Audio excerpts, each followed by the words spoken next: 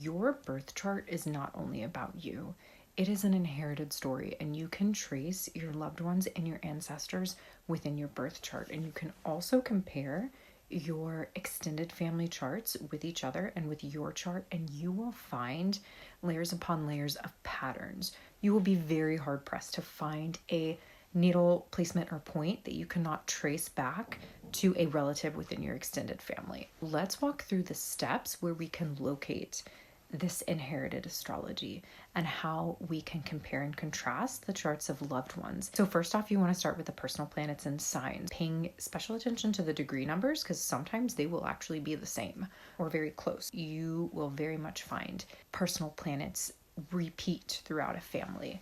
Another big thing is looking at the placements of the sun, the moon, and the rising signs and seeing in what ways they reflect each other. Our moon sign is our mother's story. The sign of our moon will often be found on our maternal lineage, and the sun, our father. Sun sign will often be very common on our paternal lineage side. Now, another thing that might not seem so obvious at first, where you can trace inherited shared stories within the birth chart, is through this having the same planets in the same houses or house rulership passed down. For example, ruler of the fifth and the fifth is a very common theme in my family, even though sometimes the planets inside may differ. A big one, and one that is so potent for ancestral work and things like intergenerational cycle breaking, those types of themes, are inherited aspects, right? The same planetary aspects can be traced back generationally, and they will show up again and again. One of the most common things passed down multi-generationally, like when you trace it back.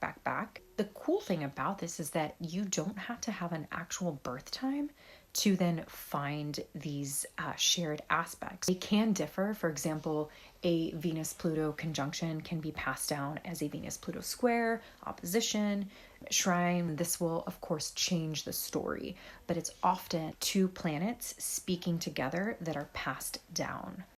And of course, always going to want to look at the IC for the ancestral and shared family story. And many times there will be IC placements within the family that will reflect other family members like sun sign, moon sign, personal planets, all that kind of thing. There will be a specific story around that. Also, in the whole sign house system, which I do use, the IC will shift from either the third, the fourth, to the fifth house. So many times, if it's in the third, fourth, or fifth, it will be in the third, fourth, or fifth throughout the entire family, right? So those are just a compiled list of like the most important things to kind of look out for when you're comparing your own chart with the chart of your relatives.